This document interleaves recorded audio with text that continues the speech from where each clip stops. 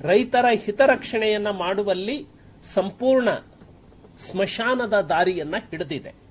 ಹಾಗಾಗಿ ಈ ಸರ್ಕಾರಕ್ಕೆ ರೈತರು ಕೂಡ ಶಾಪ ಹಾಕ್ತಾ ಇದ್ದಾರೆ. ನಾವು ಇಷ್ಟಕ್ಕೆ ನಿಲ್ಲೋದಿಲ್ಲ. ಈಗಾಗಲೇ ರೈತರು ಅಲ್ಲಲ್ಲಿ ಪ್ರತಿಭಟನೆಯನ್ನ ಪ್ರಾರಂಭ ಮಾಡಲಿಕ್ಕೆ ದಂಗೆ ಎದ್ದಿದ್ದಾರೆ.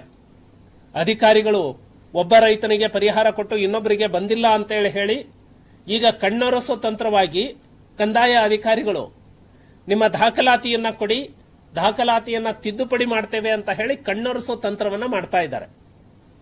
ಯಾವ್ಯಾವ ರೈತರು ಆಕ್ರೋಶವನ್ನ ವ್ಯಕ್ತಪಡಿಸ್ತಾ ಇದ್ದಾರೆ, ಸುಮ್ಮನೆ ಅವರಿಂದ ದಾಖಲೆಯನ್ನ ಕಲೆಕ್ಟ್ ಮಾಡ್ಕೊಳ್ಳೋದು, ನಾವು ಕಂದಾಯ ಇಲಾಖೆಗೆ ಇದನ್ನ ಬರೆದಿದ್ದೀವಿ ಅಂತ ಹೇಳಿ ಕಣ್ಣೊರೆಸುವ ತಂತ್ರವನ್ನ ಮಾಡ್ತಾ ಇದ್ದಾರೆ. ಸೊ ಇದನ್ನ ರೈತರು ಒಪ್ಕೊಳ್ಳೋದಿಲ್ಲ. ರೈತರ ಆಕ್ರೋಶಕ್ಕೆ ಈ ಸರ್ಕಾರ ಗುರಿಯಾಗತ್ತೆ. ಈಗಲೂ ನಾನು ಈ ಸರ್ಕಾರವನ್ನು ಒತ್ತಾಯ ಮಾಡ್ತಾನೆ, ಹಿಂದೆ ಬಿಜೆಪಿ ಸರ್ಕಾರ ಬಿಡುಗಡೆ ಮಾಡಿದ ಹಾಗೆ ಹೆಚ್ಚುವರಿ ಹಣವನ್ನ ಪ್ರತಿ ರೈತರಿಗೆ ಅವರ ಅಕೌಂಟ್ಗೆ ಕಳಿಸಬೇಕು ಅನ್ನುವಂತಹ ಒತ್ತಾಯವನ್ನು ಮಾಡ್ತಾನೆ.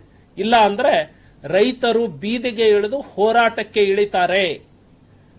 ರೈತರು ಒಂದು ಸಾರಿ ಹೋರಾಟಕ್ಕೆ ಇಳಿದ್ರು ಅಂದ್ರೆ ಅವರ ಹೋರಾಟವನ್ನ ತಡೆಯಲಿಕ್ಕೆ ಈ ಸರ್ಕಾರಕ್ಕೆ ಸಾಧ್ಯ ಆಗೋದಿಲ್ಲ. ಅದಕ್ಕಾಗಿ ಕೂಡಲೇ ಎಚ್ಚೆತ್ತುಕೊಳ್ಬೇಕು ಅನ್ನುವಂತಹ ಕಿವಿ ಮಾತನ್ನ ಈ ಸರ್ಕಾರಕ್ಕೆ ಹೇಳ್ತಾನೆ. ನಮಸ್ಕಾರ.